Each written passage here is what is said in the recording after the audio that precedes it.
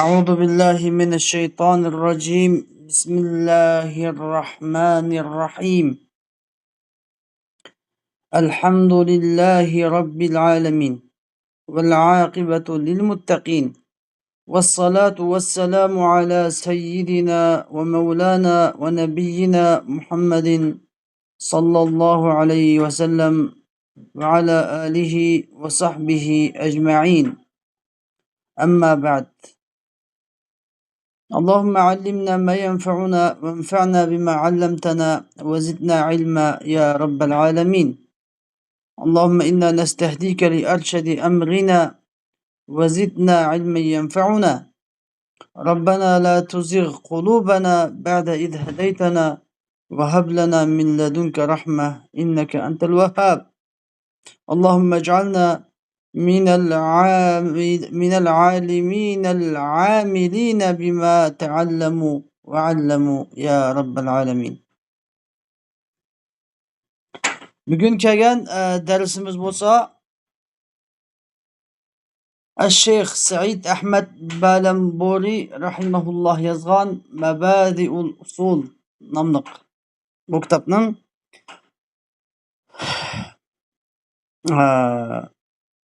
bayan bobiga keldik. Bayan. Endi bugungi dersimiz intayin muhim bo'lgan bir ders. Yüzde qiyin emas, yüzde oson. Lekin muhimlik darajasi intayin yuqori. Lekin bu ders qaysi ders bilan munosabatli desanglar, bu ders oldingi darslar bilan munosabatli. Biz usul fiqhini cho'ng jihatdan ikkiga bo'lgan edik. Ya'ni Qur'oni Karimniki, ya'ni dinning delillerini bilish ve hükümlerini bilish deb, ya'ni delil, hüküm deb. Usul fiqh degan gapdan, ya'ni usul fiqhini cho'ng jihatdan qanday ma'no etdik? Ya'ni Qur'oni Karim, sünnet ve icma, qiyosdan iborat muttafaq alayhi bo'lgan mushu delillardan, nemiz delil, hüküm istinbat qilib chiqarish yo'li, qoidasi, prinsipi degan usul fiqh degan bo'ladi deb asosiy ma'no etib tushungan. Endi biz oldi bilan delilni so'zlab bo'lgan, delil. Undan keyin hukmni so'zlaymiz, keyin hukmni so'zlaymiz. Hozir delil. Mushu delilni so'zlash yo'lida biz Qur'oni Karimniki qismlarini 5 taqsimotga bo'lib 20 qismga bo'lgan edik. Shularning hammasi delil, hammasi hujjaj, delil. Biri delilun xos, yana biri delilun am, yana biri delilun mushtarak, yana biri delilun muavval, yana biri delil, delil haqiqa, yana biri delil majaz, delilun sarih, delil kinaya, delil nas, delil zahir, delil mufassal, delil muhkam, delil khafi, delil mushkil, delil mujmal, delil mutashabih. Yani mushunda bo'lib hammasi delil. Endi mushu delillarniki aloqador bo'lgan mushu delillar ba'zida uchuq bayon qilinib keladi, ba'zida mujmal holatda keladi. Endi bayon qilinib kelganlari ham 50% ya 60%, 70% bayon qilinadi. Ba'zi chaqda 100% bayon qilinadi. Agar mushu bayon 100% bo'lib qolgan bo'lsa, bu bayonni qabul qilmaydi. Ya'ni buni orasiga 100% bayon qilinib kelgan qolsa edi, muhkam edi. Muhkamda hech qanday bayonga o'rin qolmagan. Mufassal ham 100% bayon, ammo mufassalda bayon at-ta'dil ehtimoli bor edi. Mufassalda bayon ta'dilning ehtimoli bor edi. Ammo muhkamda bayon, hech qanday bayonning ehtimoli yo'q. Ondan boshqa qolgan hamma qismlarda mavjud. Tuvanda biz 5 turlik bayonni so'zlaymiz. Mushu 5 turlik bayonniki birasi kirib qoladi. Hammasi kirmasimi? Endi biz oldi bilan bu 5 turlik bayonni so'zlaylik. Bu bayon, ya'ni shu yuqorqi delillarni bizga ro'shanlab, yuqorida o'tilgan mazkur bo'lgan delillarni bizga izohlab beradigan, ro'shanlashtirib beradigan, uchuqlashtirib beradigan bu bayonlar 5 xil bo'ladi. 5 xil. Birincisi bayan at-taqrir. Bayanut taqrir. İkincisi bayanut tefsir. Üçüncüsü bayanut taghyir. Dördüncüsü bayanut darura. Beşincisi bayanut ta'dil. Hoş, endi biz bayanut taqrir. Biz dastlabki dersimizde xos darsini o'tgan vaqtimizda birinchi taqsimning birinchi qismi xos darsini o'tgan vaqtimizda xos degan ma wudi'a li ma'nan mufradin yoki ma wudi'a li ma'nan ma'lumin ala al-infirad deb bo'lib, ala al-infirad deb bo'lib nima degandik? Nurul Anvarda shuni kelimasini nima deydi? Yani la yahtamilu al-bayan, la yahtamilu al-bayan deb. Ayni sizlar bitib ketgan.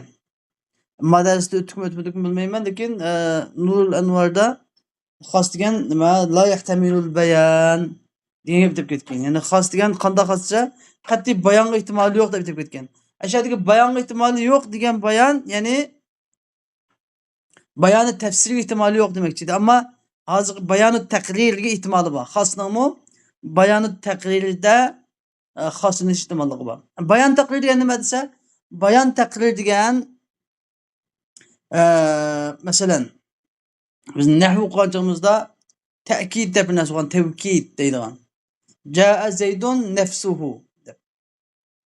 Bu tavkidni nima deb o'qigan? Bu tavkid 2-3 deb bo'lgan nahvda. Biri bizning so'zlagan so'zimiz majoz emas, haqiqat. Ikkinchisi so'zlagan so'zimiz xato emas, sahv emas, to'g'ri deb tushunib bitib ketgan. Ammo usul fiqhida yeni bir foydani qo'shib qo'ydi unga. Anladın. Usul fiqhidagi bu bayonot taqrir nimani bildirdi desa, jaa Zaydun nafsuhu degandan bu so'z degan gap xato emas bilan uni qo'shib, bu majoz emas bu degan qo'shib, ya'ni bu so'z degan so'zimiz xos emas. Ya'ni xoslanmaydi demakchi. Anladın. Bu alayda bir xoslanmaydi degan bir ma'no buni endi tuplab qo'shiladi usul fiqhida. Nahvda yo'q bo'lgan bir qoida. Xo'sh, endi masalan arab tili shunchalik bir kangra, shunchalik bir fasohatli tilki, ba'zida jaa Zaydun desa, jaa Zaydun deb kelsa, buningga agar bu gapni nima uchun kuchlantirdi, nima uchun taqrir qiladi, bayon taqrirlandisa, chunki jaa Zaydun degan gap yolg'iz ba'zida majazlab qolish ehtimoli bor, majaz. Jaa Zaydun degan xos gap. Xos bu gap, lekin buning majazlab qolish ehtimoli bor. Ya'ni nima deb? Jaa Zaydun desa, Zayd keldi degan gapdan Zaydning xabari keldi. Jaa xabaru Zaydin, jaa amru Zaydin, Zaydning buyruqi keldi. Degandek Zaydning o'zi kelmay, Zaydga aloqador bir narsa kelib qolish ehtimoli bor. Intayin cho'ng ehtimoli bor bu yerda. Chunki arab tili juda keng til. Qisqa so'zlaydigan, ko'p ma'noni ichiga oladigan. Andin. Shuning uchun shu majazlab qolmasin, bu yerga nafsuhu degan keldi. Jaa Zaydun nafsuhu, ya'ni Zaydning o'zi keldi degan gap bilan, ammo majaz emas, bu Zaydning o'zi kelgani rost degan deb ma'no etilgan gap. Shuning uchun Qur'oni Karimda masalan va jaa robbuka val malaku saffan saffa degan yerda mufassirlar hammasi bizniki ahli sunnat va jamoat mufassirlar hammasi deb tafsir qiladi. Va jaa robbuka degan gap va jaa amru robbika deb ma'no etishadi. Anladın? Hammalar hayron qoldi. Bu qanday durustuladi bu? Qur'on yo'q gapmi deb. Chunki agar ya'ni arab tilida shuning uchun sunnat taqrir, bayon taqrir keltiriladi. Ya'ni majoz emas, majozni qabul qilmaydigan yerga bayon taqrir keltiriladi. Ya'ni va jaa robbuka nafsuhu val malaikatu deb keltiriladi. Va jaa robbuka deb qo'ydi. Demak, bu yerda robbuka deganda amru robbika degan nima bor? Ya'ni majozning ehtimolligi bor. Ham uniga taqrir kammidi, uni keyinidan Allah Taola'ningki kelish, ketish degan, ya'ni jismlarga berilgan jismlarga, mahluqlarga berilgan sifatni Allah Taolaga belgilanmaydi. Allah Taolo ben mahluqqa hech qanday tarafdan o'xshamaydi. Shuning uchun bu yerdagi qaynat sarifa aqli ekan, undagandagi buni biz va jaa amru robbika deb ma'no qilganda butun arab til mufassirlar hammasi asosi shu tafsir bo'yicha ma'no aytgan. Mana mushadiki bayon taqrir deganning roli shu. Qachon agar bayon taqrir kelgan bo'lsa, shu vaqtida boshqa ehtimollar qat'iy qolmaydi. Mana bayon taqrir degan shu. Endi bu bayonu nima? Bayon taqrir. Bu bayan taqrir xosga mi kirish ehtimollik bor. Xosga nima uchun kirdi? Xosning majaz emas ekanligini bildirib kirdi. Ba'zida omg'i mi kirdi? Bu bu bayan taqrir omg'i kirdi. Omni am maxsus emas ekanligini ifodalaydi. Biz amni o'qidik, amniki va am ikki xil bo'ladi. Biri am lam yaxussa minhu shay. Uni hech qanday bir bo'lik xoslanmagan am. Yana biri amun xussa minhu ba'du shay yoki amul maxsus. Ba'zi bir qismi xoslangan am deb ikki amga bo'ldik. Am hech qanday bo'lik amdan xoslanmagan amning hukmi qanday oldi? Qat'iy bo'ldi. Bu qat'iy. Xuddi xoslar o'xshash darajada bo'ldi. Agar xosga qarama-qarshi kelib qolsa, hatta xosni amal xosning keyin kelgan bo'lsa, xosni amalni qoldira oladigan bunday darajada kuchli ekanligini so'zladi. Ammo am o'ziga o'xshash kuchli dalil qat'iy bilan xoslanib bo'lgandan keyin ikkinchi qatim dalil zanniy qilinib qoldiganligini, undan keyin xabar ahad bilan qiyos bilan uni xoslig'i bo'lganligini so'zlab o'tgan edik. Endi qanday bir yerda Qur'on Karimda bir am kelib bu am şu bayan, taqrir bayan kelsa, bu amniki xoslanmaydiganligini bildirdi. Masalan, Alloh taolo Qur'on Karimda "Vasajadal malaikatu kulluhum ajma'un" degan yer qaraydigan bo'lsak, "Vasajadal malaikatu" ya'ni farishtalar hammasi bir yo'lama sajda qildi deydi. Asli al malaikatu degan ko'plik, malaika degan ko'plik shakl. Bu ko'plik so'zni bu am. Endi Alloh taolo "Vasajadal malaikatu" degan bo'lsa, malaikalarning hammasi sajda qilgan ma'ni chiqadi. Ammo lekin yine ba'zi bir bo'lakka xoslanib qolish ehtimollik ham bor edi. Agar bu ta'kidlamagan bo'lsa, shuni bayon taqrir bilan taqrirlamay shu holat qolgan bo'lsa, hammani o'tishiga erish ehtimolligi bor, ba'zan bir qismini o'tishiga erish ehtimolligi bor edi. Mana shu oyatniki "Fasajadal malaikatu" degan malaika degandan am maxsus emas, balki buning xususning dalili yo'q. Balki bu am qat'iy o'ziniki amlik holatida qolgan mutlaq am ekanligini bildirish uchun "Fasajadal malaikatu kulluhum" deganni keltirdi ta'kid qilib. Ularning hammasi deb. Ya'ni bir dona malaika qolmay hammasi sajda qildi. Undan keyinidan yeni kallamizda hammasi sajda qilgan bo'lsa, hamda bir vaqtda sajda qilmagandi, balki biri bugun sajda qilgan bo'lsa, yana bir qismi at sajda qilgandi degan bilaklarga bo'linib sajda qilgandi degan bir gumon qolganda, uni mu aytib Alloh taolo bir yo'lam ajma'un degan gap "Fasajadal malaikatu kulluhum ajma'in" ya'ni ularning hammasi birlikda degandan bir yo'lam sajda qilibdi degan. Hech qanday ayrilib qolganligi vaqt jihatdan yoki son jihatdan yoki vaqt jihatdan ayrilib qolmagan, birlikda sajda qilganligini bildirdi. Mana shu majaz deb ataladi, qat'iy xoslanmagan majaz bo'ldi. Undan keyin bunda shu majaz yoki nasdan birisi nas. Bunda ehtimolliklar hammasi xoslanishdan yoki majazlikning oldi elinib tafsir qilingandan keyin bu nimaga aylanib ketadi? Mufassirga aylanib ketadi. Mufassir. Endi bu biz bu musannifniki naslni bayon qilaylik. Ma yata'allaqu bi idahil adilla deydi bugungi dars. Ya'ni dalillarni izohlashga aloqador bo'lgan masalalar deydi. Va hadhihi al-hujaju tahtamilul bayan. Ya'ni bu hujjatlar, biz oldingi dars so'zlab o'tgan, bir qancha dars so'zlab o'tgan. Barliq shu dalillar, hujjatlar hammasi tahtamilul bayan. Bayonni ehtimol keltiradi. Illa muhkam. Muhkamdan boshqasi. Muhkamdan boshqasi hech turli bayonni qabul qilmaydi. Uning qolganlar hammasi bayon ehtimoli bor. Mutashabih. Ya'ni bu mutashabih ma dunyoda bayonni qabul qilmaydi. Bu dunyoda. Uning mutashabihning bayoni hammasi oxiratga qolgan. Alloh taolo bayon qilganini bilamiz. Ta'riful bayan, endi xo'sh bayonni ta'rif edaydi. Val bayanu lughatan al-izhar. Bayon deganimiz lug'atda izhor degan bo'ladi. Bayon degan lug'atda izhor degan bo'ladi. Qala ta'ala, Alloh taolo bunday deydi: "Allamahul bayan. Ar-Rahman allamal Qur'an, xalaqal insana allamahul bayan." Yani Alloh taolo Rahman taolo mehribon Alloh insonni yaratdi. Ar-Rahman allamal Qur'an yaratgan mehribon Alloh Qur'onni o'rgatdi va xalaqal insana allamahul bayan insonni yaratib uningga ko'nglidagini izhor qilishni o'rgatdi. Ya'ni ko'ngliga kelgan gapni tili orqali izhor qilib ifodalashni o'rgatdi dedi. Vastilahan hamda bu bayon deganning istilohiy ma'nosi, usul fiqh istilohidagi ma'nosi, ya'ni izharu al-muradi lil muxotabi. Yani ikkinchi shaxsga, ya'ni so'zni bizda birinchi shaxs mutakallim deyiladi. İkinci şahıs muhatap, üçüncü şahıs g'oyib. Yani bir ma'nosida aytsak, birinchi shaxs so'zlaguvchi. İkinci şahıs muhatap degan, yani so'zni anglag'uvchi, tinchig'uvchi. Üçüncü shaxs degan, yani u so'zlagan yerda yo'q odam. Birinchi shaxs men, ikkinchi shaxs sen, üçüncü shaxs u.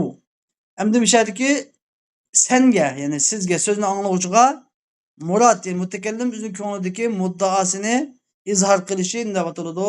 Bayon deb ataladi. Xo'sh, endi vel bayanu ala khamsati awjuh. Mushu bayan 5 türlük bo'ladi.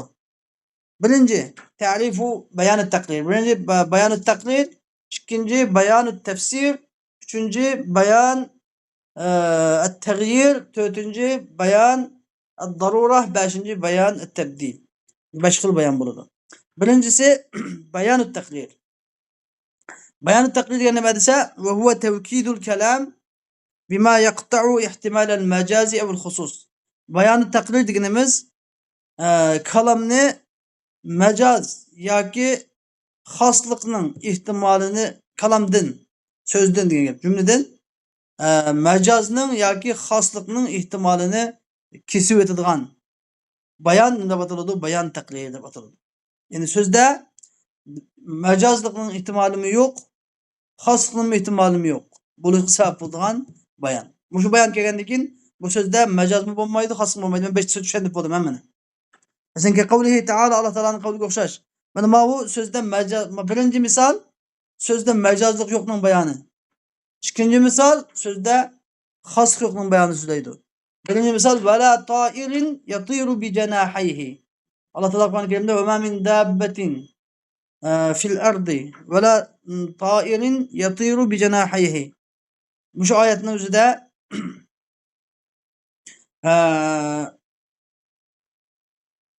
vala ta'irin yatiru bi janahihi. Alloh taolo deydiki, ish qilib yer yuzida o'milaydigan, o'miligich hayvon bo'lmas. Vala ta'irin yatiru bi janahihi. O'zining ikki qanoti bilan uchadigan bir ucharliq bo'lmas. Agar bo'lib qolsa illa alallohi rizquha. Her birinin rizqini berish Allohgadir. Her birinin rizqini Alloh beradi degan bir oyatda, mushu oyatga qaraydigan bo'lsak, mishada vala ta'irin yatiru bi janahihi deb keltiryapti.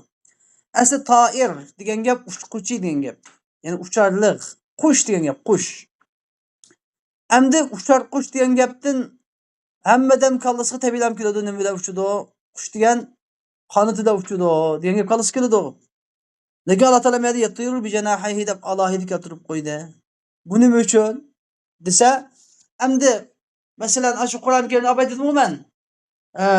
Masalan, va jaa robbuka val malaku saffan safa desa, va jaa amr robbik deb ma'nosi hammamiz voy Qur'on yo'q gapni dedi deb hozirgi qarindoshlarimiz, salafiy qarindoshlarimiz inkor qiladi. U inkor qiladigan emas, arabdan tushungan bo'lsa. Chunki shu va jaa robbuka degan so'zning o'zi yolg'iz kelganligi uchun bu yerda majozning ehtimoli intayin yuqori degan gap. Agar unday bo'lmagan bo'lsa, Qur'oni Karim ziyodaga qilmaydi abadan. Men vala ta'irin illa alallohi rizquha deb qo'ygan bo'lsa bo'ladi. Nimishqa yatiru bi janahihi deydi. Desa, chunki mushadiki ta'ir degan so'z, uchquchi degan so'z nima? Bu so'zniki majaz emas ekanligi uchun kelganda yatiru bi janahihi. Ikki qanoti bilan uchganda. Chunki arab tilini keng til bo'lg'achqa ba'zida tara deb keladi. Tara nima? Tara degan ma'nosi ya'ni sara'a degan ma'noda. Uchdi, falani yak uchdi desa, ya'ni uchqandek badi, ya'ni tiz badi degan ma'noni bildiradi. Ba'zida falani uchdi deb keladi, tara bi himmatin deb keladi, ya'ni uchoqda, ya'ni himmati bilan uchdi degan gap, ya'ni masalan ilm osmonlarida, ilm osmonida, ilmning ko'k osmonida parvoz qildi degan ma'no olib qoladi. Ya'ni bir muncha ma'nosi bor. Shu tara deganning bir muncha ma'nosi. Lug'atga qaraydigan bo'lsanglar, qomus bo'lsa qulog'ingda qarasang tara deganniki faqat osmonni uchdi degan ma'nosi emas, ya'ni bir muncha ma'nosi bor. Endi qolgan ma'nolar bir majaz. Chunki uçqan narsa degan tez uçqanlik uchun tezlikdan majaz bo'ladi. Shu tez uçqanlik uchun uçqan narsa. Shunga o'xshatib bayansi qattiq tez bo'lgan bo'lsa, uçqandek body deb ishlatiladigan ish bor. Biz Uyg'urchada bor. Endi mushu ehtimollikniki, mushu yerdagi, mushu toirdagi, ya'ni undaq toir desa bu zamanda barid degandan bu toir deb qo'ydi. Barid desa toir. Nimishqa barid degan tez mangandagi shu chog'dagi. Endi o'sha yerdagi bu toir u barid emas yoki ko'k osmonda ya'ni ilm ma'rifat bilan osmonda parvoz qilgan uchquchi emas bu yerdagi. Bu yerdagi maqsad nima? Shu ikki qanotda uchadigan uchar qushlar jim amaliyotdagi uchar qushlar demakchi, deb majozni oldini olmoqchi. Ana shuni demak ha. Shu vaqtida bizningki ahli sunnat va jamoat aqidasining Ash'ari Maturidi olimlarining naqadar Qur'oni Karimni tushunadiganligini, arabchani tushunadiganligini shu joyda his qila olamiz. O'shadagi wala ta'iri yatiru bi janahihi degan. Mana bu o'sha majaz emaslikning, o'shadagi ta'ir deganning majaz emas, haqiqat ekanligini tushuntirib o'tadi. Ya'ni demak o'shadagi ta'ir haqiqat. Nima bo'ldi mana bu bayon haqiqa bo'ldi. Bayon lil haqiqa. Biz shu haqiqat sarih degan yerni o'qiganman, mana bu bayonun lil haqiqa degan bo'ldi. Majaz emasligini degan gap. Onun kenidan va qavlida Alloh taolaning qavli masalan, fasajadal malaikatu kullu majma'un. Ma'un mening misolimda, miyadagi xos emaslikning misoli. Malaika degan farishtalarning hammasi bir yo'lamga sajda qildi. Degan oyatda malaika degan nima? Bu malakning ko'plik shakli, malak. Am deganda qanday o'qidik biz? Am degan asosiy ko'plik, ya'ni.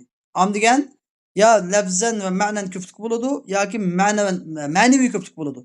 Ya shu malaika, muslimuna, rijalun degandek lafzimi ko'plik, so'zning shaklimi ko'plik, ma'nosimi ko'plik bo'ladi yoki so'zniki lafzi mufrat, lafzi birlik, ma'nosi ko'plik bo'ladi. Masalan, qavmun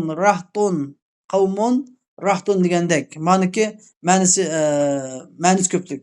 Shu lafzi birlik, ya'ni nima uchun deganda bu ko'plikka aylantirsak buni rahtun arhatun, qavmun aqwamun degan ko'plikka aylanadi. Buni keladi masalan man va ma deganlar. Bu hammasi ma'nosi ko'plik va lafzi mufrat. Shundaq ko'pliklar hammasi nima keladi? Amning qatoriga am hammasi am. Hojamdi. Val al malaikatu degan am. Mushu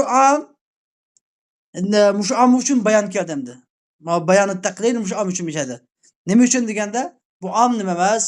Am maxsus emas. Ya'ni ba'zi bir bo'laklar xoslangan am emas. Bu degan o'zining amlik holat qilgan hammani o'z ichiga o'zining mufratligini hammani o'z ichiga oladigan am deb kulluhum ajma'un degan bayon keldi. Va ka qawlihi fiqh masalasida masalan li fulanin alayya qafizu hintatin bi qafizil balad. Bishadiki li fulanin alayya qafizu hinta. Falanining mening gadimda qafizu hinta degan bir tag'a buğday va bir tag'a. Qafiz degan bir mikyal. Taxminan 40 kilo keladi. Oziq kilo sonida taxminan 40 kilogram keladigan nima bir kamcha, qapan. Endi biz hozirgi zamonimizda buni tag'a deb qo'ysak bo'ladi. Ya'ni normalda bir tag'a buğday 45 kilo, 40 kilo atrofida keladi. Shuning uchun buni bir tag'a deb qo'ysak bo'laveradi. Ya'ni falonning mening gadimda bir tag'a buğday bor debdi bu odam. Uni keyin hinta fa alayya qafizu hintatin bi qafizil balad. Mushu shaharning tag'ini baqma deb bi qafizil balad deb qo'yibdi. Endi bir tag'a buğday bor kelganini bildik. Lekin bu tag'a degan, ya'ni bu qafiz degan shaharga o'xshamaydi. Ba'zi shaharlarning tag'iri 50 kilolaq tag'a, ba'zi shaharlarning 40 kilo, ba'zi shaharlarning 30 kilo. O'xshamagan ekan shaharga. Endi mushu odam mushu gapni bi qafizil balad, ya'ni mushu shaharning tag'iridan maqma deb qo'ysa, ha, demak mushu shaharda qo'llanadigan normal cho'ng emas, kichik emas, o'rta hol tag'a ekan deb bilalaymiz. Mushu men deb ataladi, bayonut taqrir deb ataladi. Bayon taqrir. Ya'ni mayadagi bayon nima uchun? Maniki am emas, xosning bayoni. Ya'ni agar li fulan alayya qafiz hinda deb qolgan bo'lsa, u mutlaqlab qoladi bu. Mutlaqlab qoladi. Mutlaqlab qolib, ya'ni qanday bir tag'a buğday bo'lsa 20 kiloluk bo'lamdi, 30 kiloluk bo'lamdi, bir tag'a buğday bilan g'alla saqlagan bo'ladi.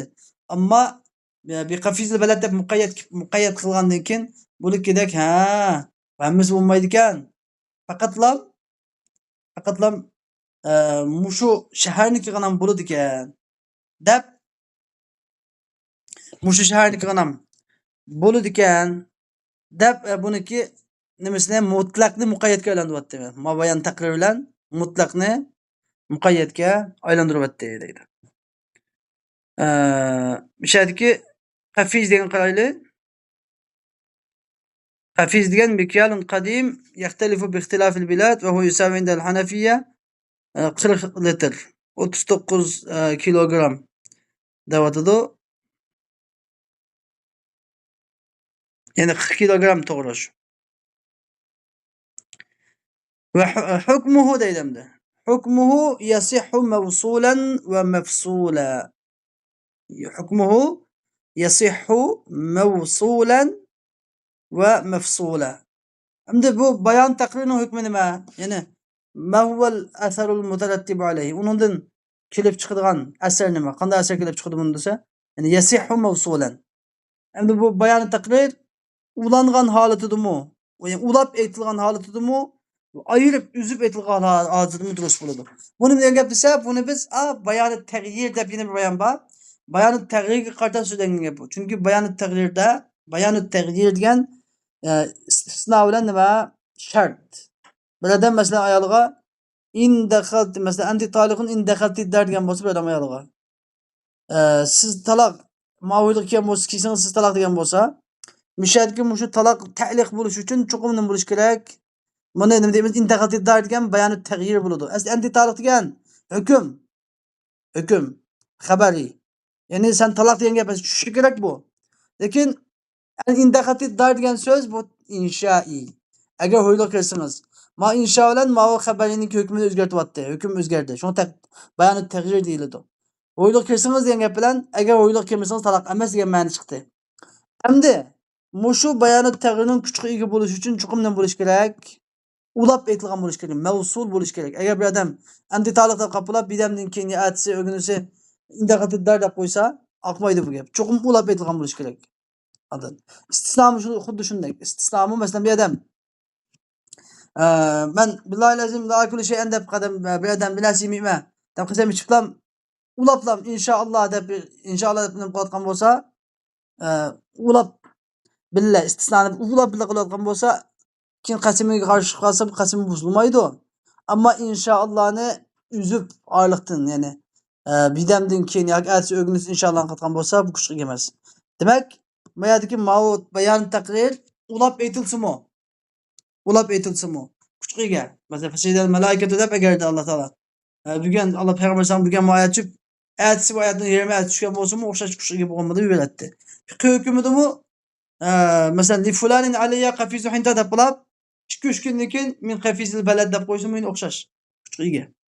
Ulab aytish, uzib aytishning farqi yo'q hukm jihatda. Xo'sh, mana masala tugadi. Endi biz ta'rifu bayonot tafsirga keldik. Ya'ni bayonot tafsirining ta'rifi deydi. Endi bayonot tafsir degan qarindoshlar biz boshida so'zlab o'tgandek, yana xos la yahtamil bayon dedikmi? Mushu bayonot tafsirni ehtimol ketmaydi. Xosning alohidligi xosda bayonot taqrirning ehtimoli bor. Lekin bayon tafsirning ehtimoli yo'q. Chunki xos o'zi nima? O'zi oshkora. Xosning yeni bir bayonot tafsir qilgan ehtimoli yo'q. Chunki xosning o'zi oshkora, o'zi mubayyan, o'zi bayon qilingan narsa. Bayon taqrir kasi keladi, ammo bayon tafsir kelmaydi. Shuni bilib olish kerak. O'chaqni so'zlab o'tgan, yana bayonot tafsir xosga kelmaydi. Bayonot tafsir. Xo'sh, bayonot tafsir nima desa, huwa an yakuna al-lafzu ghayra makshuf al-murad. Lafzning muradi uchuq bo'lmaslik. Lafzning muddaosi bir so'z bor. Aytilgan so'zniki muddaosi uchuq bo'lmasligi yoki uchuq emas bo'lishi desak bo'ladi. Uchuq emas bo'lishi nima ataladi? Bayonot tafsir.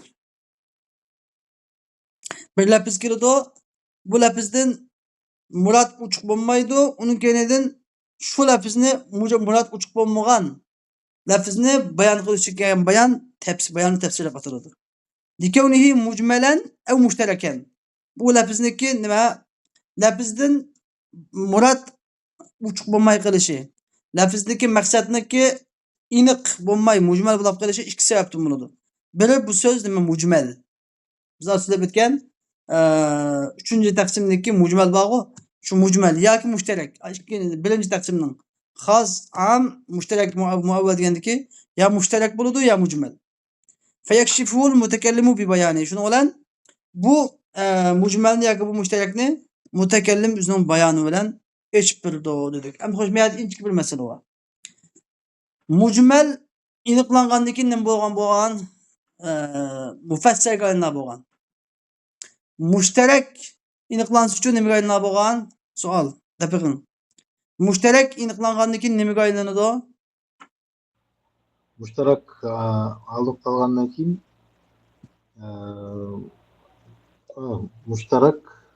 mushtarak muavval muavvalga aylanadi. Mushtarak yasiru muavvalan ba'da tarajjuh. Endi mushtarak o'zi ko'p ma'nilik so'z degan edik. Shu ko'p ma'nilik so'zni qattiq ijtihod qilish bilan mujtahidning ijtihodi bilan tep bo'lgandan keyin bu bir ra'y kuch topgandan keyin bu muavvalga aylanadi degan edik. Endi men yerda bayoni tafsir dedik. Mau tafsir diqqat qilsak bo'lgan bir ish. Qur'oni Karimning tafsiridagi tafsir emas.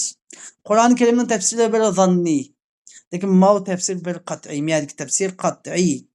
Endi qachon mushtarakdan birisi bayoni tafsiri bilan bayon qilinsa bu muavval bo'lmaydi.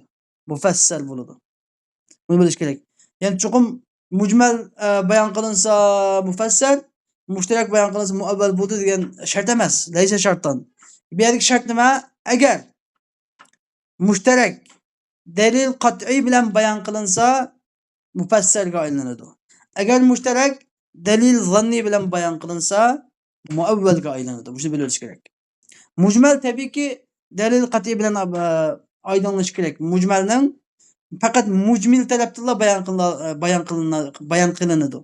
Uni xafi bilan mushkilni mujtahid o'zining ijtihodi bilan o'ylab chiqish mumkin, ta'ammul qilib o'ylanib. Ammo mujmalni toki mujmildin shu gapni mujmal qiluvchi tarafdan bir bayonot kelmaguncha buni biz bilgili bo'lmaydi. Buning amal ham qilinmaydi. Ammo mushtarakda mumkin. Agar bayon dalil qat'iy bilan bayon qilinsa, mufassal bo'ladi. Agar bayon zanniy bilan bayon qilinsa, muavval bo'ladi. Xo'sh. Bizga qavlihi ta'ala, Alloh taolaning qavliga o'xshash va aqimus solata va atuz zakah. Alloh taolo Qur'oni Karimda namoz o'qinglar, zakat beringlar dedi. Kanatis salatu va zakatu mujmalatayn. Namoz bilan zakat har ikkalasi mujmal edi. Namoz bilan zakat her ikisi nima? Mujmal edi. Faja'a bayanuhuma fil ahadith. Shuni bilan ikisining bayoni, ya'ni namoz bilan zakatning bayoni hadislarda keldi. Namoz degan 5 vaqt namoz deb hadisda tafsili shu mashhur mutawatir darajadagi hadislar bilan namozniki vaqtlari ayrim hammasini bilan bayon qilindi. Mujmal nimaga aylandi? Mufassalga aylandi. Zakatniki bayonlar uchiq keldi. Ya'ni nisob qiyasa, bir yil o'tsa, o'sadigan pul bo'lsa yoki shuni hukumatdagi pul bo'lsa, tijoratdan bo'lsa degandek hammasi hadislar bilan tafsili bayon qilindi. Hammasi mujmallar nimaga aylandi? Mufassalga aylandi. Ya'ni hadis mashhur yoki nima bilan? Hadis mutawatir yoki hadis mashhurlar bilan. Mashhur bo'lgandiki, mashhur agar Qur'oni Karimda bo'lgan bir mujmal mashhur hadis bilan bayon qilinsa bu dalil qat'iy bo'ladi. Ya'ni mufassallik hukmiga chiqib bo'ladi. Yana birga ba'zi chaqda masalan bir ishning hukmi bizga oshkor bo'lib turadi. Masalan Alloh taolo famsahu bi ru'usikum deb keldi Qur'oni Karimda. Ya ayyuhallazina amanu idza qumtum ila as-salati faghsilu wujuhakum wa aydiyakum ila al-marafiqi wamsahu bi ru'usikum deb. Ya'ni boshqa masih qilinglar deb. Boshqa masih qilish farz bo'ldi. Buni bir ittifoq farz bo'ldi. Endi boshniki qanchalar qismiga mesih qilish nima bo'lib qoldi? Mujmal bo'lib qoldi, mujmal. Mushu mujmallikni bunda mujmallikni nima bilan ayirg'ili bo'ladi? Ya'ni xabar ahadlar bilan bayon qilg'ili bo'ladi. Bunda mujmallikni xabar ahad bilan bayon qilg'ili bo'ladi. Shuning bilan hadis sharifda Payg'ambar alayhisalom o'ziniki nasiya, ya'ni kukuli chechig'i masih qilgan degan hadis kelganligi uchun kukuli chechig'i masih qilish farz ekan. Farz bo'lgan miqdor kukuli chechig'i masih qilsa bo'ladi ekan degan hadis bilan oldik. Mughira ibn Shu'ban hadisi bilan. Mishadiki shu mujmallik nimaga aylandi? Miqdor. Mujmallik miqdor deydi, bu shuning bilan nimaga aylandi? Mufassirga aylandi.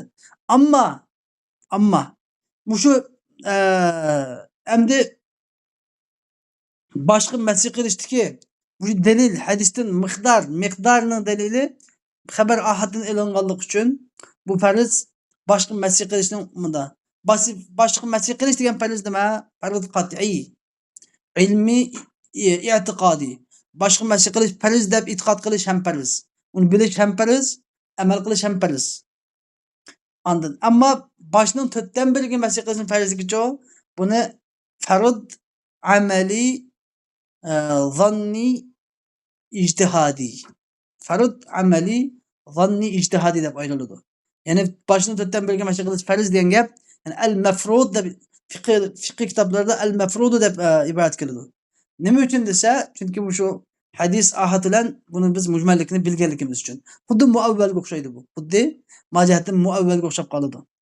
Endi shuning uchun Imom Shafiy bir chashqa yoki bir chash yoki 2-3 tukka sajda qilish nima masih qilish farz deydi. Imom Ahmad ibn Hanbal ya'ni Imom Malik boshning hammasiga masih qilish farz deydi. Demak bu yerda ixtilof chiqdimi? Endi bu ixtilofda hech kim kofirlab ketmaydi.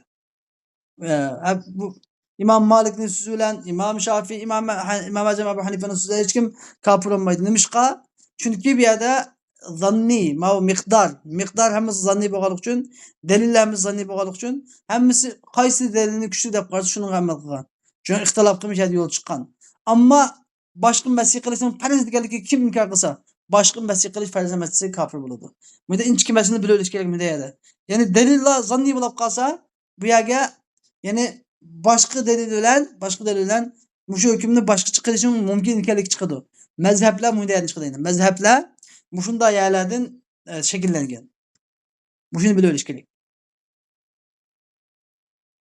Xo'sh, endi Alloh taolaning qavli val mutallaqatu yatarabbasna bi anfusihinna salasata quru. Talaq qilingan ayollar ular o'zlari 3 hayz saqlab turdi. Bishadiki yatarabbasna bi anfusihinna degandiki anfus degan so'z nima bayon taqdirini so'zlab bitib bo'ldi.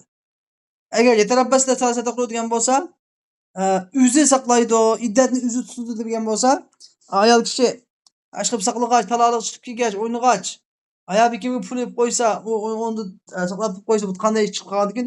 Bi anfusihinna degan gap bo'lgandan ha, yo'q. Bu ayolning o'zi o't tutgan, iddat tutgan ayol qo'ng'ini qisib, uyda o'zi o't tutgan bilan qat'iy taloq chiqib bo'lmaydi ekan. degan gap ishani chiqadi endi.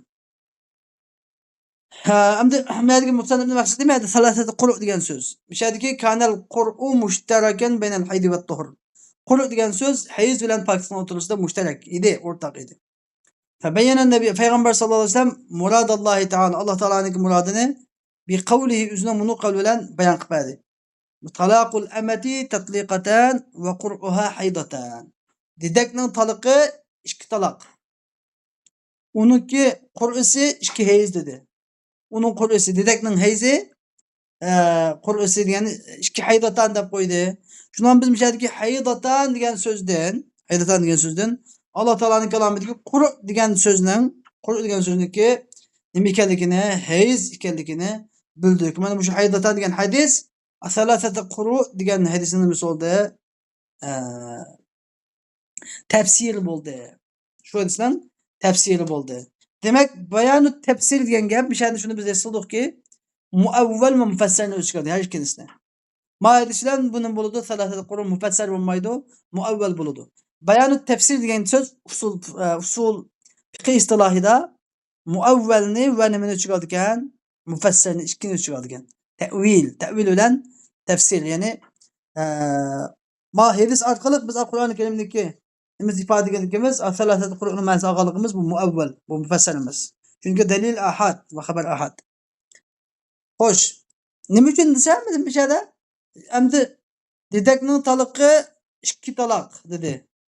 Uning heyzi 2 heyz dedi. Ondan keyin azatning desa azat degan azatning taliqi qancha 3 talaq. Azatning taliqi 3 talaq qilgandan keyin uning heyzi qancha bo'ldi? 3 heyz bo'ladi. Demak,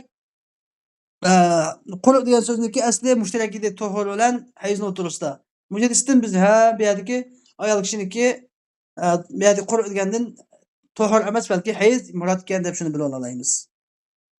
Hukmuhu yasihu mavsulan va mafsula. Endi bayon tafsirininki hukmi nima? Bayon tafsiridan kelib chiqadigan asar nima? Endi unda bir yerda bayon tafsir kelibdi. Endi bundan qanday asar kelib chiqdi desa, ya'ni yasihu mavsulan va mafsula. Bayon tafsir ulab aytilgan holatida to'g'ri bo'ladi, uzib aytilgan, ayirib aytilgan holatida to'g'ri bo'ladi. Masalan, bayon taqiyga o'xshamaydi bu. Cho'qim mujmaldan keyin orqa ulab kelish kerak demaymiz. Masalan, ba'zan hukmlar orqa ulab kelmagan. Masalan, haj farz degan oyat kelib, haj farzga oyat tushib, hajniki mujmal holatda tafsiloti 1-2 yil taqriban 1-2 yildan keyin nozil bo'lgan masalan. Anladın. Ba'zan hukmlar mujmal holatda nozil bo'lgan Qur'oni Karimda buniki tafsiloti payg'ambar alayhisalom sunnat bilan masalan kichik ahvolda bo'lgan, ya'ni joiz yani. Shart emas. Chunki mujmalniki nima bo'lib qolishi, mufassalga yoki muavvalga aylanishi alatul orqadan ulab aylanishi lozim emas. Ya'ni ulab aytilsin bo'ladi, ulab aniqlansin bo'ladi, biroz vaqt o'tgandan keyin aniqlansin bo'ladi, joiz. Ta'rifu bayanit taghyir. Endi bu bayanut taghyirning ta'rifi deydi. Shuncha.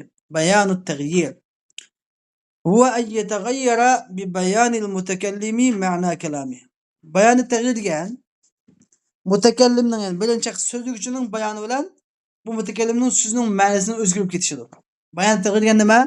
Bayanut taghyir degan mutakallimning bayon qilishi bilan uning so'zining ma'nosi o'zgarib ketishi. Va zalika bit ta'liqi bi sharti va bil istisna. Ana shu. Yani mutakallimning kalomi bilan mutakallimning so'zining ma'nosi o'zgarib ketishi ikki xil ishdan bilan bo'ladi.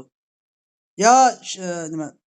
Shart bilan yoki istisno bilan. Ya'ni ya shart bilan ta'liq qilish yoki istisno bilan ta'liq qilish. Hukmni isb qo'yish. Yani asli hukmning maqsadi nima? Tushish. Tushmoqchi bo'lgan hukmni ya shart bilan yoki istisno bilan isb qo'yish. Ya qavlihi masalan bir odamninki o'zining ayoliga anti taliqun indaqat dar degan so'zga o'xshash. Mesela anti taliq degan gap asli hukm. Sen taloq tushmoqchi tushish kerak bu. Darhol tushish kerak. Sen taloq degan hukmni ulablam indaqat dar. Hoyliq kelsan deb ulab qo'ydima, andan keyin ma hukm eslib qoldi. Agar u ayol hoyliq kelsa taloq. Hoyliq kelmasa taloq bo'lmaydi. Va qavli va payg'ambar va qavli sollallohu payg'ambar sallallohu qavliga o'xshash ki masalan la tabi'u az-zahaba biz-zahab illa sawa'an bi sawa. Payg'ambar sallallohu oltinni oltinga sotmanglar dedi. Bunun hukmi nima? Oltinni oltinga sotish harom. Mutlaq harom deydi. Ammo mushayga bo'lsa gap mutlaq harom, oltinni oltinga sotib bo'lmaydi. Qanday shaklda bo'lsin degan gap chiqadi. Lekin illa sawa'an bi sawa degandan keyin bu hukm istisno bilan o'zgarma, istisno bilan istisnoning maqablisi oldidagi hukm bilan istisnoniki keyindagi hukm o'xshamaydi. O'zgarib ketdi. İlla sawa'an bi sawa degan gap faqatla o'xshishini o'xshishiga, barobarni barobarga, tangni tanga, ya'ni 1 gram oltinni 1 gram oltinga sotsanglar joiz. Sotsanglar bo'ladi. 10 gram oltinni 10 gramga sotsanglar joiz. Degan hukm chiqdi. Demak, bu shuni istisno bilan bo'lgan taghyir, bayon taghyir deb ataladi. Xo'sh, endi hukmuhu, endi bu bayonning hukmi, bayon taghyirning hukmi nima desa? Yasihu mavsulan va la yasihu mafsula. Bu bayon taghyirning hukmi intayin muhim masala bu. Ulab aytilgan holatida to'g'ri bo'ladi. Ammo uzib aytilgan, ayirib aytilgan holatida to'g'ri bo'lmaydi, durust bo'lmaydi. Ya'ni biz 5dagi oldingi bir darsda tushundik-ku Imom Azamniki sen bir kimgan ayolga masalan anti taliqun thumma taliqun indaqat dar desa buni hukmi birinchi taraf tushdi. Ayırıp üzüp aytilganlik uchun tushmaydi degan bir so'zni dedi masalan. Endi ashunimi yana bu shu shartdimi yana bor gap shu gap. Shartdi. Bir odamga shart qo'yilgan bo'lsa, Bu şart chuqum ulab aytilgan bo'lishi kerak. Mashrut bilan. Ulab aytilgan bo'lsa, kuchga ega. Agar ulab aytilmagan bo'lsa, kuchga ega emas. Xo'sh. Faida da o'tilmadi bu foyda. المعلق بالشرط يكون سببا عند وجود الشرط لا قبله. Endi bir shart bilan esilgan bir hukm yakunu sababan inda vujudi shart la qablahu. Shart tepilgan chaqda sabab bo'ladi. La qablahu. Degan shart tepilishdan burun sabab bo'lanmaydi, sabab bo'lmaydi. Endi bu nima degan gap desa, mana degan bir usul qoidasi, qoida. Bizga buni misol orqali yo'ritib beradi. Faman qal, unda bo'lgandan keyin kimki qala li ajnabiyyatin bir yat bir xotinni bilan unda desa, in tazawwajtuki fa anti taliq. Agar men seni nikohimga olsam, sen taloq deb deydi. Agar men seni nikohimga olsam, sen taloq degan bo'lsa, kana ta'liqu sahihan. Bu ta'liq to'g'ri bo'ladi. Falaw tazawwajaha yaqa'u taloq. Agar bu ayolni nikohiga olsa, shu joy taloq tushadi. Endi bu yerda diqqat qilgan bir masala bor. Buni degan gap. Desa, Imom Shofiy mazhabida agar bir odam yat ayoldan birini ajnabiy ayolga in tazawwajtuki fa anti taliq desa, agar men seni nikohimga olsam sen taloq desa, buning taloq tushmaydi deydi. Nima uchun tushmaydi? Desa, men seni nikohimga olsam sen taloq degan gap edi. Sen taloq degan gap darhol tushkili keladi deydi. Darhol taloq tushkili keladi. Tushkili kelsa mahalli yo'q. Bu ayol ajnabiy bo'lgandan keyin bu taloq tushkili yetib olmay yalg'u bagajlab ketadi. Deydi İmam Şafii. Amma İmam Azam deydi o. Yani bu muallak bir şart. Şartla eslan bu hüküm. Yekunu sebeben inde vücudu şart. La qablahu diyen at şart tepilganda sebep buludu deydi. Şart tepilgan diyen gap. Kaçan şu ayağını nikahı algan çağda bu sebep buludu bu hüküm. Bu ta'liq yani in tezevvectuki diyen bu hükümün üzeri. Kaçan bu şartın üzeri. Kaçan şu ayağını algan çağda. Şu ayağını toyqan çağda sebep buludu. Talaqın düşüşüge. Amma bu talaqın düşüşünü bu ayalını nikahı eriştin burun bu talaqın düşüşüge sebep olmaydı. Esip durdu bu, qarab durdu. Amma İmam Şafii deydi ya, unda olmaydı. Aşu endi talaq degan aman bu talaq düşüp buludu. Uniki ta'liq qilishi qarmaydı. Agar aşu ayal nikahı bo'lsa tushudi, nikahı bo'lmasa mahal bo'lmagandan keyin tushib qolgan talaq degan ya mahal tushishi kerak yoki mahal bo'lmasa bakovlab ketish kerak deydi. Mana bu shu farq shu. Demek bizim mazhabimizda agar bir yat ayolga agar men sizni nikohimga olib qolsam, siz taloq deb qo'ysa, bu taloq shunday esib turdi, qachon nikoh olgan joyda tushdi. Ammo yat ayolni meni anti taloq deb qo'ysa, yat ayolni meni ajnabiy ayolga sen taloq deb qo'ysa, u taloq tushmaydi. Nimishqa? Bu taloq darhol tushdi. Darhol tushgan taloq chuqur bir mahalga tushishi kerak. Mahal bo'lsa tushdi, mahal bo'lmasa bagajlab ketadi. Ammo in degan gap shart bilan bayanı tekrarlab qalsa, agar kunlarning birisini olib qolsam taloq desa, lafz halol. Bu lafz kuchliga bo'ladi da uni. Foyda bir farmo'shu masala chiqqan foyda. Al-istisna'u yakunu takalluman bil baqi ba'da as-sunya. Istisna ba'da as-sunya degan gap, endi istisno qilib chiqarib bo'lgandan keyin sunya degan ma'nosi istisno degan gapga o'xshash gap. Istisno qilib chiqarib bo'lgan, bizdagi istisno degan ism. Ma sunya masdar miyadiki.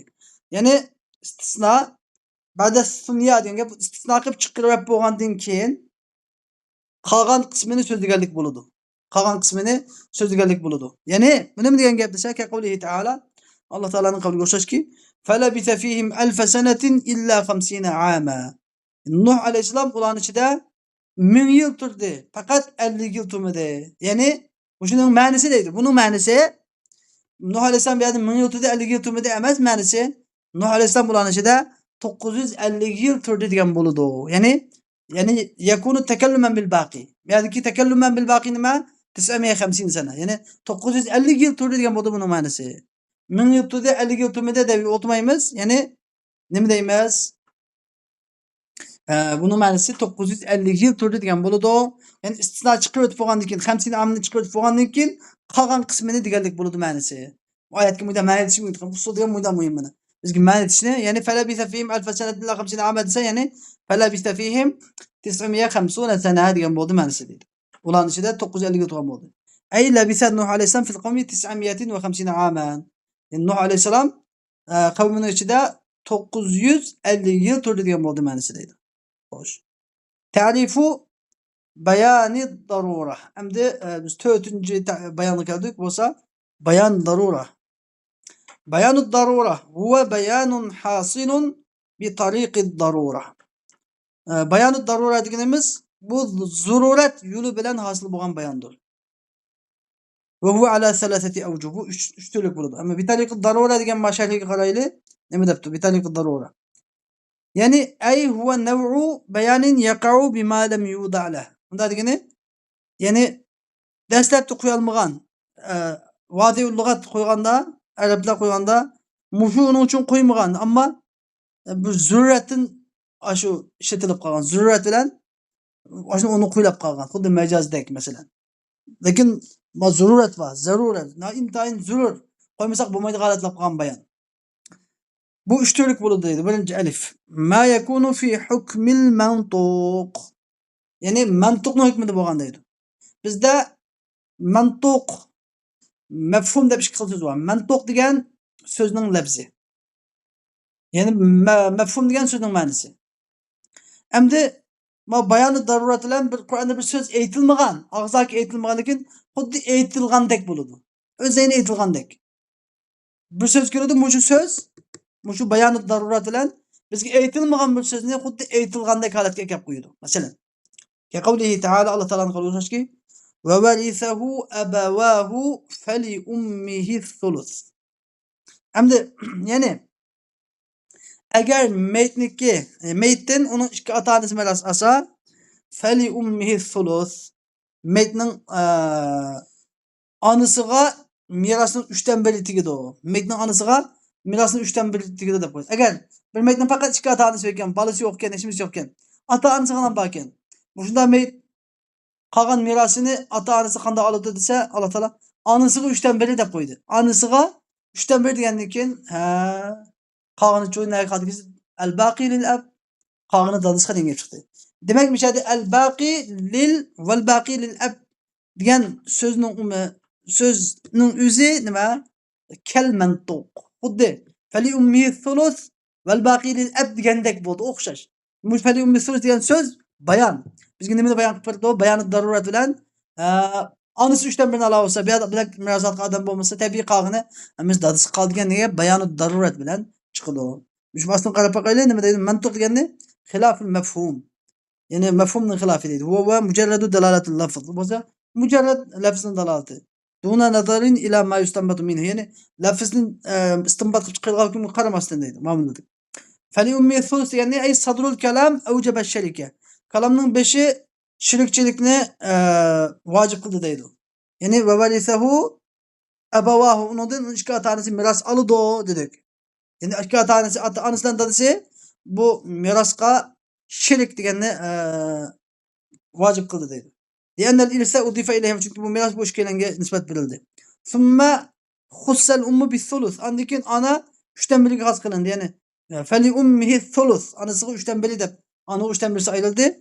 Fakana zalika bayanan anna lil abi ma baqi. Mana mushu dadı qolgan qismi dadı ekanligining bayoni bo'ldi. Wa hadal bayan lam yahsul bi mahdi sukut an nasibil ab. Bu bayan dadıning nisibesidan gan sukut qilishlardan hosil bo'lgani yo'q. Bal bi dalalati sadril kalam. Kalamning biz shuni dalolat qilish bilan fayasiru nasibul abi kal mantuq. Bu yerdagi dadıning nisibasi xuddi kal mantuq so'zlangan, og'zaki nas bilan so'zlanga o'xshash bo'ldi. Xuddi fali ummi thuluth val baqi lil ab degan o'xshash bo'ldi. Ma u nimaga kirmaydi qilib. Ma sukut qilgan bir bayon bor bizda, bayoni sukut deb. U bayoni sukutga kirmaydi. Ma bu bayonu darura bu mantuqning hukmida bo'lgandan chiqsa ma bu. Xo'sh. Endi B ma'biri bayanu halin. Bayanu hal. Bayanu hal degan qanday hal desa, men bu bayanu darura 3 ga bo'linadi. Bayanu darura biri bayan nima dedik? Birinchisini bayan ma yakunu fi hukmil mantuq, ikkinchisi bayanu hal, uchinchisi bayanu atf deb 3 ga bo'linadi. Ma bu bayanu darura. Bayanu hal deganimiz ve huve ma yasbutu bi dalalati halatil halil mutakallim. Yani mutakallimning halining ahvolining dalolat qilish bilan sabit bo'ladigan bayon. Masalan, kema idza ra'a ash-shari'u amla, masalan, Şundaki şeriat bilishini ko'rsa. Falam yanha anhu. Şeriat bu ishni ko'rib turib undan to'simasa, kana sukutuhu shariatniki sukut qilishi bi manzilatil bayan annahu mashru'un. Ya'ni shu ishning shariatga uyg'un ekanligini bayon qilishning o'rnida bo'ladi. Yani bunu biz hadis bilimida nima deb atalaydi? Sunnat nechi xil bo'ladi? Sunnat qavliya, sunnat fi'liya, sunnat taqririya deb tushunadi. Sunnat taqririya. Yani payg'ambar sallallohu alayhi vasallamning oldida bir ish bo'lgan, payg'ambar alayhisalom bu ishga inkor qilmagan. Bu sunnat taqririya bo'ladi degan. Shuni o'zi mana. Ya'ni bayon hal, bayon daruratning ichidagi bayon hal degan gap. Payg'ambar alayhisalom bir gapni demagan bo'lsa, degan oldida bu ish bo'lgan bo'lsa, payg'ambar alayhisalom buni inkor qilmagan bo'lsa, bu sunnatning hukmini oladi. Ya'ni bayon, bu bayonniki nimasini oladi? Bayonniki, bayon hal, bayon darura bo'ladi. Endi ya'ni masalan ba'zan bir ishlarni, ba'zan ibodatga uyg'un, shariatga qarama-qarshi kelmaydigan ishlarni qilsak, buni Rasululloh qilib o'tgan. Qani dalil bormi ekan sizda? deb deydigan ish bor. Ba'zi chaqda hamma ish Rasululloh qilgan ish bilan hukm chiqmaydi. Ba'zida Rasulullohning oldida sahobalar qiladi. Rasululloh buni inkor qilmasa, bu ham kuchga ega. Shariatda uni bor bo'ladi bir. Endi yana bir gap, inchki bir masala deb qo'yishdik ish masala. Bu chuqum shu bu bayon darura bu yerdagi bayon hal degan qanday bo'lish kerak? Chuqum shu shariat agar gap qilsa, shu shariatning gapi o'tadigan, shu oldidagilar uning ijro qiladigan yerda aytilgan bo'lish kerak. Mana bu shart bor. Nima ish deganda, chunki payg'ambar sallallohu alayhi vasallam Makka mukarramada Ka'bada butga ibodat qilinganligini ko'ratdi Abu Jahl boshchiligini ularniki. Lekin ularni naq maydonda to'simaydi ba'zida. Payg'ambar alayhisalom to'simaganligi butga ibodat qilishninki shariatga mashru' ekanligi, shariatga uyg'un ekanligini ko'rsatmaydi. Chunki u yerda payg'ambar alayhisalomniki ularni to'simasligi yoki ularga qilmasligi, sukut qilishi uning rozi bo'lganligidan emas. Balki payg'ambar alayhisalomga uningga amrni, shariatni, da'vatni oshkor qilishga ruxsat berilmagan va yoki shart-sharoit pishib yetilmagan. Anda chaqda uchuq nima qilib, da'vatni oshkor qilib, uchuq oshkor to'sqanlik, ya'ni bu chaqda ya'ni shariat shart-sharoit pishmagan vaqtida o'zini halokatga tashlaganlik bo'ladi. Alloh taolaning buyruq kelgandan keyin Alloh payg'ambar qilaveradi. Ammo shu chaqdagi sunnat taqdiriga qatori kirmaydi. Ammo Madinatul Munawvarga bo'lib kuchli bo'lgandan keyin sahobalar o'z oldiga kelib gapni anglaydigan chaqda sahobaning birasi xato bir ishni qilsa, payg'ambar alayhisalom shu ishni "Ey sen xato qilding, bunda qilma" demaganligining o'zi buning mashru' ekanligini, to'g'ri ekanligini bildiradi. Xo'sh, va minhu ma sabata darurata daf'il g'ururi, ya'ni bir rivoyatda daf'il g'arar debgan, daf'il g'arar, g'urur anin nas. Endi shu bayon halning qatoridandir munosabata darurata daf'il g'ururi anin nas. Kishilardan oldinib qilishning, oldini olishning zarurligini sabit qilgan narsa-mu shuni qatoriga keladi. Endi masalan, bay g'arar, kishilarni aldab qo'yishning oldini, masalan, kishilarning savdo-sotiqda oldinib qilishining oldini olish uchun, oldinib qilishga taqobil turish uchun shuning zarurligidan sabit bo'lgan hukmlarmu shu bayon halning qatoriga keladi. Masalan, kasukutil mawla hina ra'a abdahu yabi'u va yashtari. Masalan, xo'jayin o'zining qulining sotgan va sotib olganligini ko'rgan vaqtida sukut qilgan bo'lsa, xo'jayin o'zining quli izni berilmagan qo'l, lekin qarab tursa uni masalan bir narsa soting demagan, ammo bu qul o'zi bir narsani sotib qo'yibdi, xo'jayinning bilan sotib qo'yibdi va yoki xo'jayinning bir narsa elib olgan bo'lsa, xo'jayin buni ko'rib turib nima qilmagan bo'lsa, yaqinda qilma demagan bo'lsa, o'sha nima bayon hal bo'ladi. Bayon hal bo'ladi. Fa innahu yasiru iznan lahu fi tijara. Chunki bu nimaga shu qul uchun tijorat qilishga izni berganlik bo'ladi. Nima ishqa? Yana sukuta fi mawdi'il hajati ila al-bayan bi manzilatil bayan. Ya'ni bayonga ehtiyoj tushgan o'rinda sukut qilishning o'zi bayonning o'rnidadir. Bayon qilganlik bilan barobardir deydi.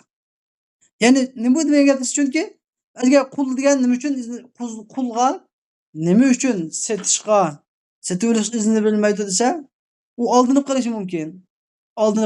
Chunki o'z bir narsa olib boqmagan, sotib boqmagan, o'zining erkinligi bo'lmagandan keyin qilib boqmag'achni qilsa oldinib qilishi mumkin.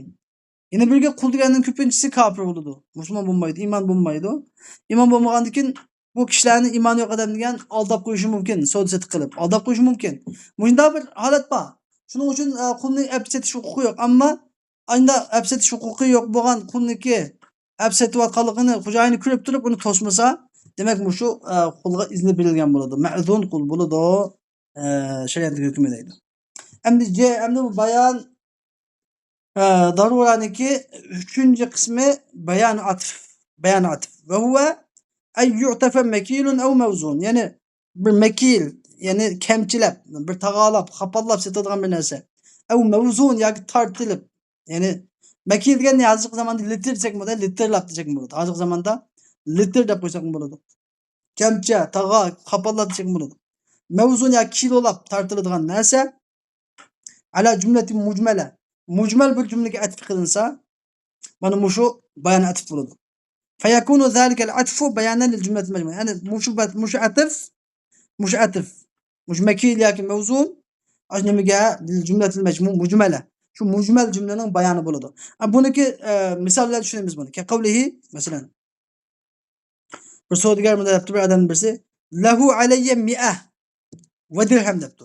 Falonining mening gazimda 100 va ve dirhem degan ve 1 tanga bor desa, yani buning gazida 101 tanga bor ekan deb bilamiz. Kan lahu alayhi 100 ve dirhem degani, yani uniki gazida lahu alayhi 100 dirhamin ve dirhem degan bo'ldi. Yani uningki mening gazimda 100 dirhem ve 1 dirhem degani, yani 101 dirhem pulusi bor degan bo'ldi. Bisharki ve dirhamun degan shu pulning o'zi mavzun ham dirham degan mavzun nimaga miya degan mujmalni, miya degan jumla mujmalni atf bo'lib turib, shuni bayon qilib beradi. Buni bayon atf deb ataladi. Kanatil atfu bi manzilatil bayani annal kulla min zalika al-jins. Endi bu atf shu hammasi shu jinsning ekanligini bayon qilishning o'rnida bo'ladi. Hammasi shu jinsning ekanligini bayon qilishning o'rnida bo'lgan bo'ladi deydi. Xo'sh.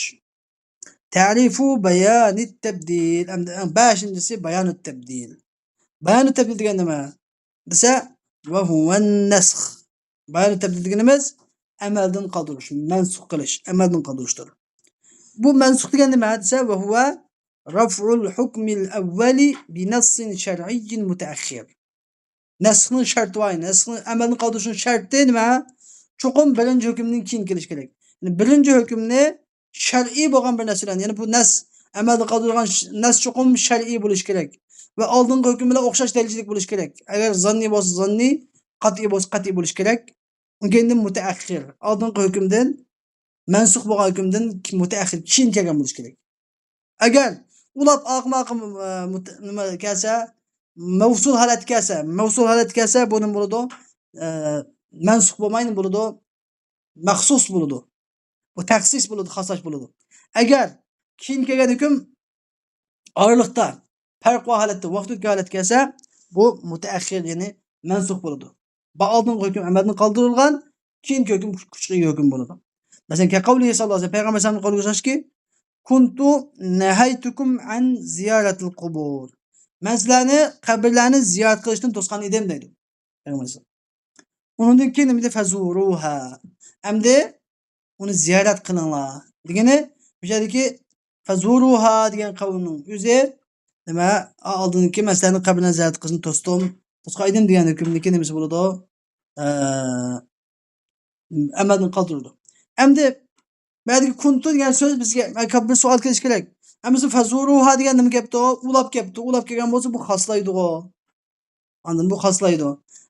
Amaldan qoldirmaydigan savol kelsa, bulardagi kuntu degan so'z, yani Peygamber hadisinden avval, bu hadis kirishdan avval Peygamber Aleyhisselam'daki bir qadam to'sab bo'lganligini bildirdi. Yani sizlar qabrlarga chiqmanglar, qabrlarni ziyorat qilmanglar deb to'sdim. Baldi bir to'sab bo'lgan. Kuntu degan so'z bizga shuni bildiryapti. Uning keyinidan shu kuntuni haytukum an ziyorat qilmay masaladan bundan burun qabrlarni ziyorat qilishni to'sgan edim deydi hikoya qilib. Endi ziyorat qilsanglar bo'ladi dedi. Demak, mayada vaqt o'tgan gapga shoma ammo hukm amaldan qoldiribdi deb tushunamiz. Fazuruha degani nima deydi desa, ya'ni Ravahun Nasa'i va Ibn Majah Mishkatul Masabih raqam al-hadis 1769 deydi. Hukmuhu, endi bu bayon tabdilning hukmi nima desa, bayon tabdilning hukmi yajuzu min sahibi şer'i ve la yajuzu min al-ibad. Bayon tabdilning bayon tabdilniki kelib chiqadigan asar nima desa, bu bayon tabdil shariatning egasidan payg'ambar alayhissalom tarafidan Allohning rasuli tarafidan joiz bo'ladi va la yajuzu min al-ibad. Bandalar tarafidan joiz bo'lmaydi. Ya'ni bir odam xohlagancha amalni mansub qilay, mani amaldan qoldirib, mani amaldan qoldirmaydi demaydi. Bu chuqur nima bo'lish kerak? Bu qoidani esda tutish kerak. Qur'onning har qanday bir oyati, har qanday bir hadis, yani sahih, sog'lom bo'lgan ahvol ostida toki o'sha o'xshash ya bir oyat yoki hadisni hadis kelmaguncha buni amaldan qoldirolmaydi. Hargizmi. Uni bandalar har qancha olim bo'lib ketsin, har qancha avliyo bo'lib ketsin, bir Qur'onning oyatini yoki hadisni nimalar ijtihod bilan amaldan qoldirishga bo'lmaydi. Bugungi darsimiz mushag'ij bo'lsin. Ve ahiru da'vana enelhamdülillahi rabbil alamin. Ve sallallahu teala ve sellem ala hayri halqi seyyidina Muhammed ve ala alihi ve sahbihi ecma'in. Rahmetke ya erhamer rahim.